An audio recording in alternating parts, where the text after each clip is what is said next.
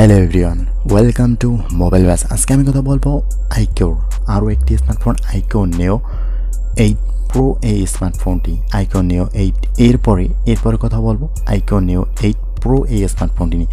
এই স্মার্টফোনটি আমাদেরকে কি অফার করছে এবং এই স্মার্টফোনটি 60,000 টাকার মধ্যেও কেমন হতে পারে অবশ্যই কমেন্ট করে জানাবেন। তো কথা নামার এই ভিডিওটি শুরু করা যাক।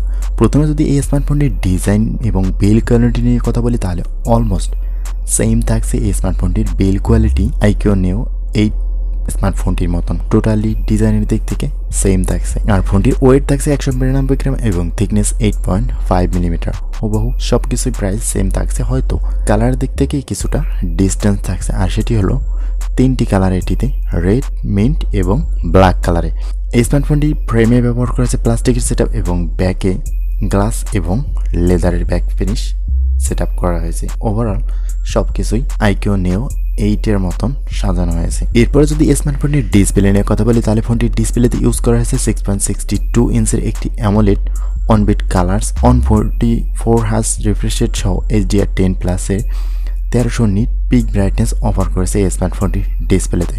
ফোনটির ডিসপ্লে রেজোলিউশন থাকছে 1260x2800 পিক্সেল আর থাকছে 453 ppi পিক্সেল ডেন্সিটি। ওভারঅল ফোনটির ডিসপ্লের দিক থেকে যথেষ্ট সুন্দর থাকছে স্মার্টফোনটি। এরপরে আসি স্মার্টফোনটি ক্যামেরা সেকশনে। ফোনটিতে ব্যবহার করেছে 50 মেগাপিক্সেলের মেইন ক্যামেরার সাথে দেওয়া হয়েছে একটি 8 মেগাপিক্সেলের আলট্রা ওয়াইড সেন্সর। ফোনটি দিয়ে ভিডিও রেকর্ড করা যাবে 8K/30 fps রেজোলিউশনে এবং ফোনটির ফ্রন্ট ফেসিং ক্যামেরা ব্যবহার করেছে 16 মেগাপিক্সেলের একটি সেলফি শুটার। এখানে 1080p/30 fps রেজোলিউশনে ভিডিও রেকর্ড করা যাবে। তো ওভারঅল এই স্মার্টফোনটির ক্যামেরা নিয়ে যদি কথা বলি তাহলে ফোনটি দিয়ে ভিডিও রেকর্ডিংয়ের ক্ষেত্রে বেশ অসাধারণ কিছু থাকছে এবং ফোনটির ব্যাক ক্যামেরায় বেশ ভালো ক্যামেরা প্রসেসিংয়ের ব্যবস্থা করা হয়েছে। ফোনটি দিয়ে ছবি তোলার ক্ষেত্রে আপনি যথেষ্ট সাপোর্ট পাবেন। এরপর এসে স্মার্টফোনটির পারফরমেন্স সেকশনে ফোনটিতে ব্যবহার করা হয়েছে কোয়ালকম স্ন্যাপড্রাগন 8+ Gen 1 এর চিপসেট। ফোনটিতে সিপিইউ হিসেবে থাকছে 3.0 GHz অক্টাকোর এবং জিপিইউ হিসেবে থাকছে ইমোর্টালস G715MC11। ফোনটিতে র্যাম হিসেবে পাওয়া যাবে 12GB, 16GB এবং 256GB এবং 512GB। ফোনটিতে এসডি কার্ড ইউজ করার মতন সুযোগ থাকছে না। তো ওভারঅল পারফরমেন্স সেকশন যথেষ্ট একেবারেই আইকিও নিও 8-এর মতনই থাকছে, সামান্য ডিফারেন্ট থাকছে জিপিইউর ক্ষেত্রে, আদারওয়াইজ সব কিছুই সেম থাকছে। ফোনটির পাওয়ার সেকশনে থাকছে 5000 mAh ব্যাটারি এবং 120 ওয়াটের চার্জিং। ওভারঅল আইকিও নিও 8-এর মতনই চার্জিংয়ের সিস্টেমে থাকছে। বেশ শর্ট টাইমে ইউজ করে আপনি পুরো দিন অনায়াসে ইউজ করতে পারবেন। এছাড়াও থাকছে কানেক্টিভিটি সিস্টেমে স্টোরেজ স্পিকারের সাথে 3.5 millimetre headphone jack, USB type C port, NFC এবং ব্লুটুথ 5.3 সাথে ডুয়াল ব্যান্ড ওয়াইফাই।